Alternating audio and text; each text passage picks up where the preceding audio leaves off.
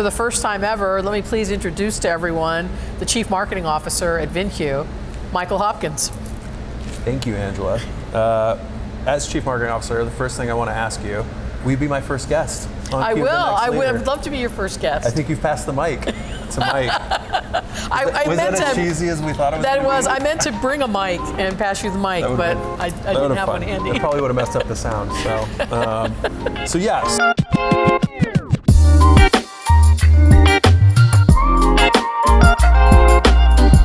Hey everybody, welcome to Cue the Next Leader. My name's Angela Rizzo, your host. Now this is a very special Cue the Next Leader. This happens to be my last Cue the Next Leader as host. And I'd like to call this episode Passing the Mic to Mike. This is Mike Hopkins. He is going to be taking over as host of Cue the Next Leader. And welcome to the show, Mike. Thank you so much, Angela. Bittersweet. It is bittersweet. To be here. You know, I started the podcast back in summer of 2022 when I started as Chief Marketing Officer, and have had the opportunity to interview a lot of great dealers, learn a lot about the automotive industry, and I decided earlier this year that I was going to retire, and my retirement date is here faster than I realized, and it's time for someone else to take the charge. We agree. It's a little too fast if you ask anyone here. But I got to say, you're very special to me in terms of our relationship. We've been working together. We've known each other for about 10 years. I knew the moment I met you that I wanted to have you in my life as a friend. And I guess we've kind of shared a pretty special journey here at VINCUE. We have. The last couple of years went very, very quick.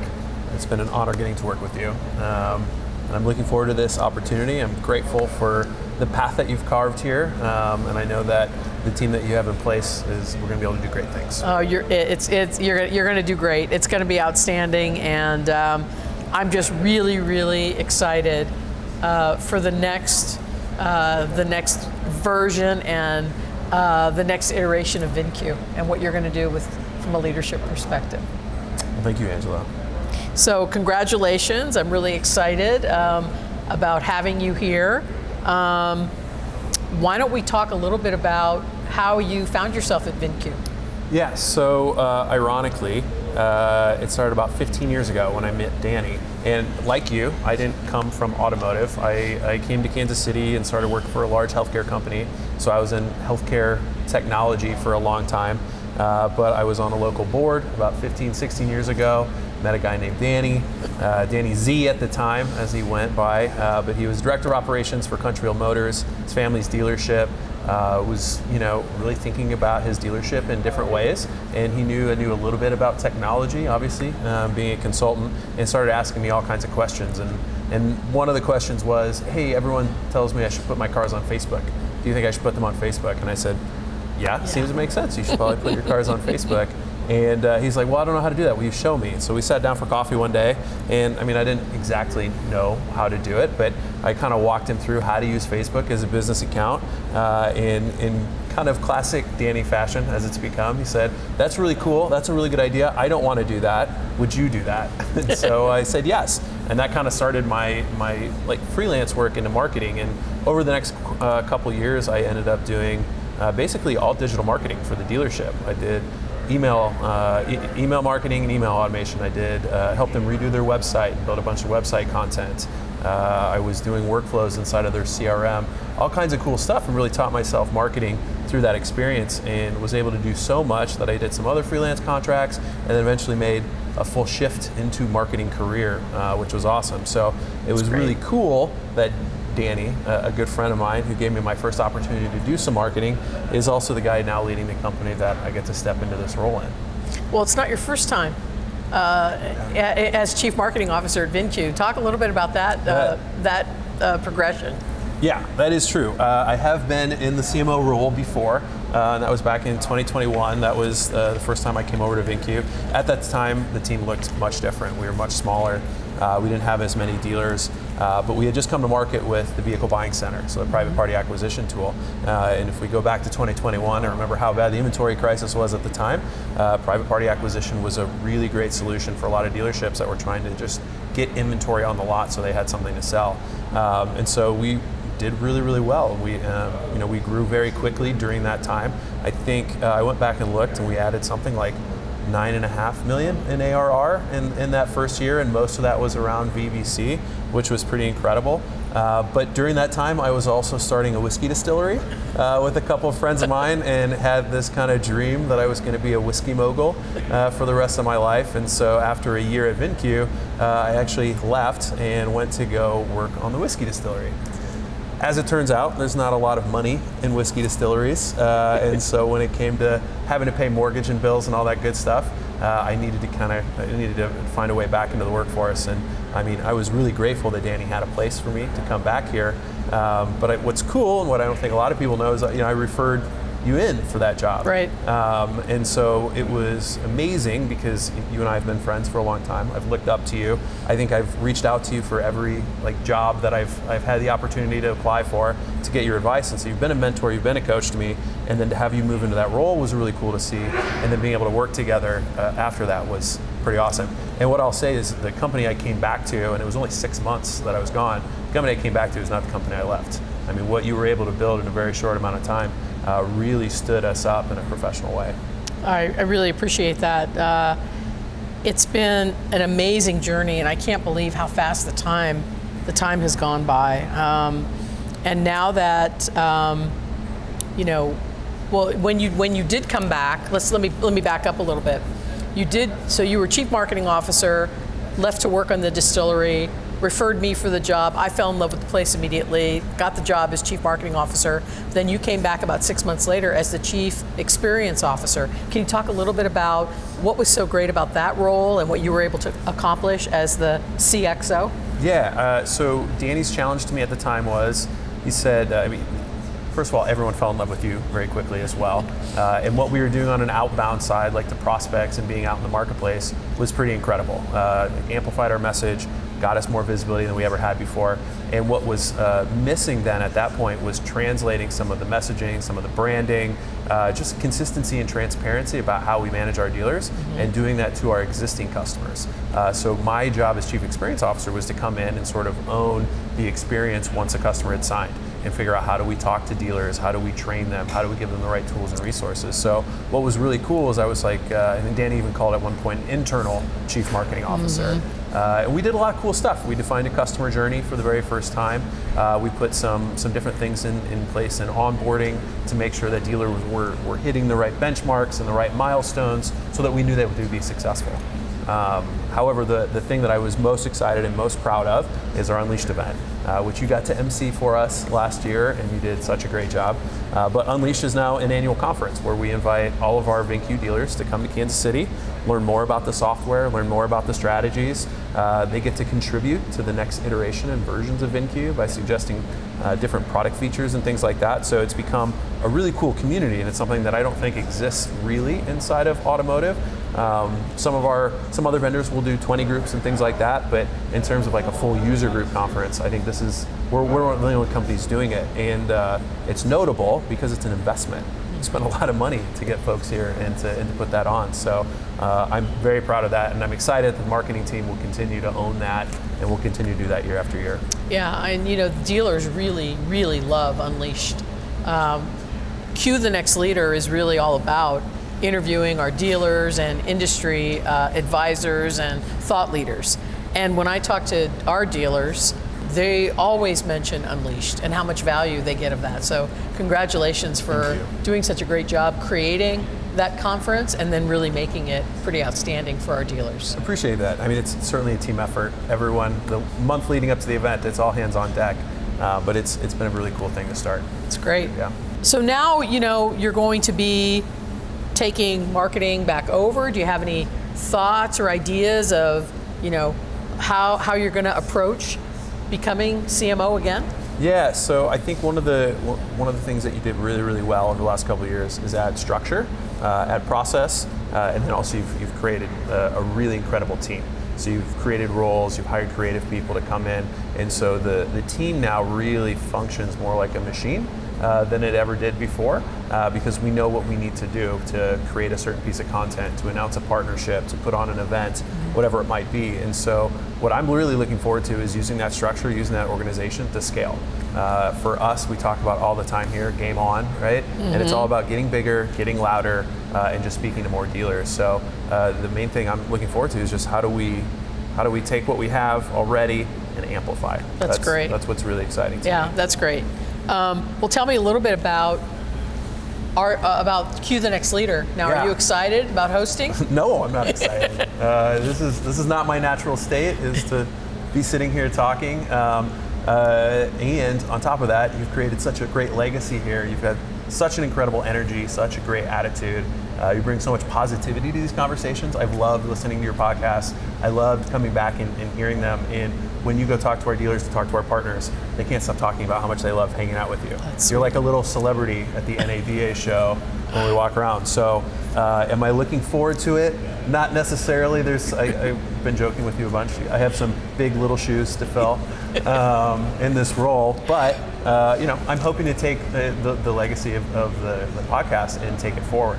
And one of the things that I want to try and do that with, to take a little bit off of myself, but also celebrate our people, is to invite more of our folks to come on and co-host with me. Yes. Because with this podcast, we talk to dealers, we talk to partners, we talk to thought leaders all across automotive.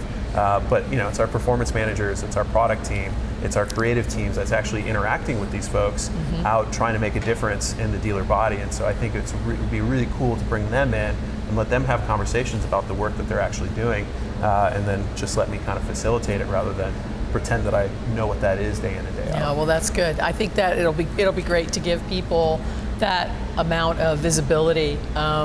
Plus, because as Chief Experience Officer, you put a lot of processes in place for the performance management team and the support team. So now they've got, they're functioning more as a well-oiled machine. So you can take people out of the day-to-day and have them do the co-hosting. So a little bit. A little bit. They're busy. A little bit. They are busy. They are busy. Well, then, with that, for the first time ever, let me please introduce to everyone the Chief Marketing Officer at VINCUE, Michael Hopkins. Thank you, Angela. As Chief Marketing Officer, the first thing I want to ask you, will you be my first guest on I Cue the will. Next I Leader? would love to be your first guest. I think you've passed the mic to Mike. Was meant that as to, cheesy as we thought it was? That gonna was. be? I meant to bring a mic and pass you the mic, but I didn't have one handy. That probably would have messed up the sound. So, I'm super grateful to be here and to be in this spot. And I think everyone listening would love to hear a little bit more about you and your experience as you transition out of VINCUE. So, is that cool? Can we talk about some of those things? Yeah. I mean, like I said, when I first came to VINCUE and first started the podcast, it was all about learning about what dealers were doing, how they were winning, what other things they could teach other dealers, and then it quickly evolved to how they were really winning with VINCUE. Things that I didn't even know existed 3 years ago, right? Time to line. Didn't know what that was 3 years ago, right? Turns, right? A lot of acronyms, a lot of things that dealers measure and rely on to make sure that their dealership is efficient and profitable. So while it was a platform to be able to give dealers a voice, I also learned a tremendous amount about the industry and about our offerings and about the value that we provide. And there are just so many really cool people in automotive that I just really, really enjoyed it. And I've made a lot of friends, people that I will still be connected to, either through LinkedIn, Facebook, or, in person. It's hard not to fall in love with the people in this industry. Yeah. There's just a lot of really, really great people. So I will miss that the most, but I'm really looking forward to taking some time off. I've been working for about 50 years, 50. And so spring is coming. So planning to play a lot of golf, get outside, get into being active outside, playing pickleball, hanging out with the grandkids, traveling. So there's a lot on my plate right now in terms of what I want to do in retirement, and I'm pretty excited about it. That's awesome. That's great. Let's talk a little bit about some of the episodes you've done. I think someone sent me the number the other day, over 50 episodes. 50 episodes, over almost 1,700 downloads. 1,700 downloads. That's pretty exciting. That's pretty exciting. Yeah. Yep. What were some of your most memorable interviews? Okay, so I've had several favorites. And when you think about, some of the dealers in this industry that are really, looked up to by other dealers, people like Liza Borges, 24 stores with Carter Myers Automotive, Patrick Abad with Beaver Toyota, selling 600 cars a month. People like Jose Lazo. He's got 3 stores down in Miami, and just crushing it in terms of sales and time to line and turn. And I think one of my, Carmela Sutton of the Sutton Group. She's a GM at one of the stores in Cocoa. I think, is it Cocoa Ford? I think it's Cocoa Ford. Yeah. And her sister runs the other store. But I think one of my favorite interviews was with Bob Kane. So Bob Kane is also the general manager at Jack Kane Ford. Mm-hmm. And his wife works in the store with him. I think she runs HR. And so Bob and I were doing an interview, and we videotape these interviews, and so we're having a great time talking. All of a sudden Jan walks behind Bob to get something out of the credenza, and we're live, and we just kept going. So and then we were laughing about it later, but it was just, he's just such a great human, very easygoing, very fun, and that was probably one of my most favorite moments on the show. And 2-time Unleashed Best New Feature winner. Yes, and that's beautiful because when you think of Unleashed, for those dealers who are VINCUE dealers who are thinking about coming to Unleashed, we do a dealer a session with our dealers about what is the newest feature you want, and they get into little work groups. They discuss it, and then they present it. And then Chris Hoke, our CEO/CTO, Danny, our president, get together and vote on, and Josh Van Auken, our product manager, vote on what is the best new feature. And so what Mike's referring to is Bob Kane has won best new feature 2 years in a row. So somebody's got to try to dethrone him. He comes ready. He's ready. He comes with his plans when he gets here, which is really exciting. That's awesome. He's ready. I love the episode that you had with Bob too, just because he was able to actually name KPIs, actual numbers where we've helped him improve, which obviously as marketers, that's great for us because we can go put that on a website, but it also means that we're making a difference, right? Yes, I remember it. He went from a turn of 8x, so turning his inventory 8 times a year, to 18 times a year. It's incredible. That's massive. So it's exciting. And obviously a lot of great process and people there too. But absolutely. Pretty awesome that VINCUE's part of that story. Absolutely. So let's talk a little bit about legacy and the legacy you're leaving here. So obviously a lot of growth. I think the company grew faster and bigger than at any other time while you were here. What do you think contributed the most to that growth? Well, I think there were a few things. I think there were the product evolved. The actual software that we provide actually just becomes better and better and better because we listen to the feedback from our dealers. And so we do a release every month, and roughly 75 to 80% of all new features in these releases are dealer requested. So the product is evolving. You've got, we've been focused on, and so as you evolve the product, then your dealers become more satisfied and happier with the product. So then what happens? We go and talk to our dealers about what they like, and they're all, it's not 100%, but pretty close to 100%, become advocates. I mean, no matter what industry you're in, if you've got a customer that wants to talk about your offering or your capabilities in a very positive way, that's gold. That's better. I mean, that makes marketing's job easier when you can highlight your customers and hear from them how they're winning with VINCUE. So the whole customer satisfaction has been huge. And then we've done quite a bit in terms of making sure we're focused on the right events that we go to, and then digital marketing. We redid our website. You were instrumental in helping us rebuild the new website. We worked with a great agency to help us with the design and the messaging, but then you were actually the guy that actually built it. I think you did it in like 2 weeks. It was a rough month. It was a rough month, but that really helped kind of change. And then once the website was done, then you had to drive traffic to it, right? So we put some investment into digital marketing, advertising, search engine marketing, and those types of things. Really, you put all of those things together, and you can't help but grow. You got a great product, you have happy customers, and they can find you.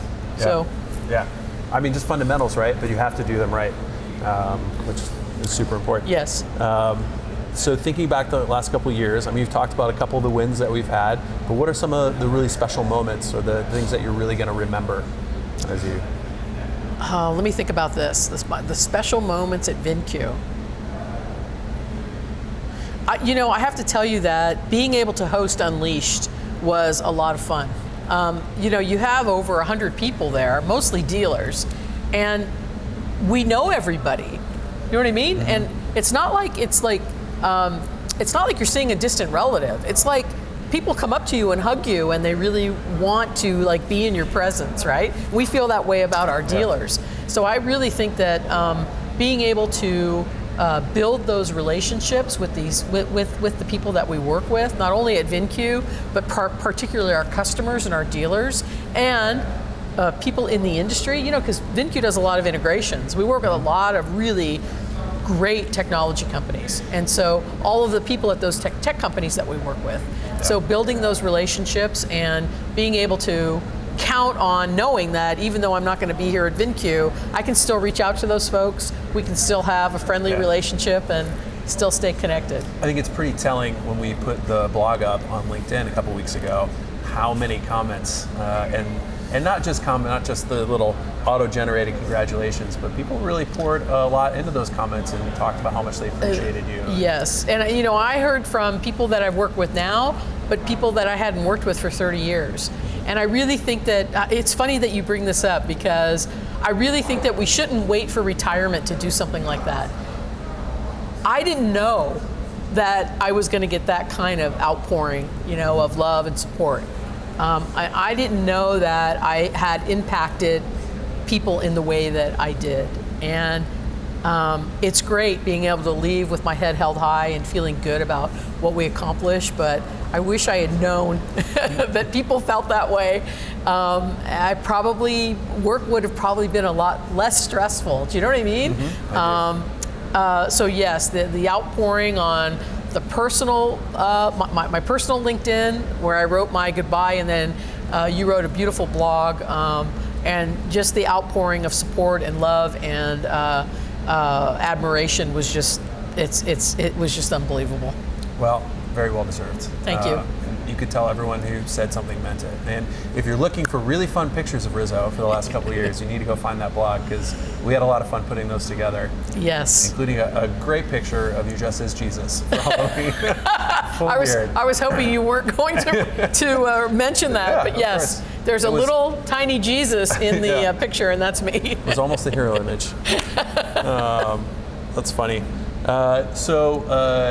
As long as you brought up Unleashed, I'm going to ask you right now, not to put you on the spot, but to put you on the spot. Will we be seeing you at Unleashed as a guest? Well, so here's the MC emeritus? So here's the thing. You never want to close a door, and you never want to burn a bridge. So I'm open to discussing it with you. Okay, you can send me a invoice or contract, and we'll see what we can do. Sounds good. Okay, so on your way out, I know there are a couple things that I know that you're going to want people to remember. Always capitalize VINCUE when saying VINCUE. Yes. Don't use the colored logo. You want the all monocolor logo. Correct. And no giant hats. No Chris giant Arnold. hats. Right. That's on Chris. What else do you want people to remember about you, and what people remember as you're on your way out? Okay, so I love people. I work hard, but I like to have fun. So I think that if I can be remembered for anything, it was about how I've treated other people, how they treated me, and that however stressful the things were that we were doing, we always managed to have fun. And those are probably the two things. That's amazing. And I think that is certainly going to be a legacy of yours. Our NADA dinners will never be the same, I don't think. I think kind of what I hope everyone is hearing is what an impact you've made on our business, what an impact you've made on me and the people here. As I venture into this role, which is very different than the one I was in years ago, and I take on this podcast, what advice do you have for me? Something that I try to do: talk less, listen more. There are people always want to do a good job. I'm talking about our employees, and we don't realize as leaders what an impact we have on people. If we look at them funny or if we say something, I mean, they really like take stuff to heart. So we need to just be aware that as Chief Marketing Officer, you know, you carry a big title, you have a big role, and you want to make sure that, you know, you're listening to all employees. You know, you're a great guy, right? I love you. And you're just treating everybody with the amount of respect and love that you expect in return. And that will pay out in spades. Thank you, Angela. Thank you. I think I speak on behalf of everyone, because we've done a lot of these in the last month or so, but I speak on behalf of everyone at VINCUE, all of our partners, all of our dealers, when I say thank you for the impact you've had on the business, on us as people. Personally, I want to thank you for your friendship, your mentorship, your support, your love. It has meant everything to me, and the last couple of years have been truly special, so thank you. Thank you. All right, well, we got through it. Not super emotional, we got close, but we made it. Thank you for listening to this very special episode of Cue the Next Leader, both an ending and a beginning for us in the history of this podcast. I look forward to speaking with you more in the future. If you're a partner, a dealer, and you'd like to be on the podcast, please reach out. I'm excited to hear from you. My name is Michael Hopkins, and I'll talk to you later.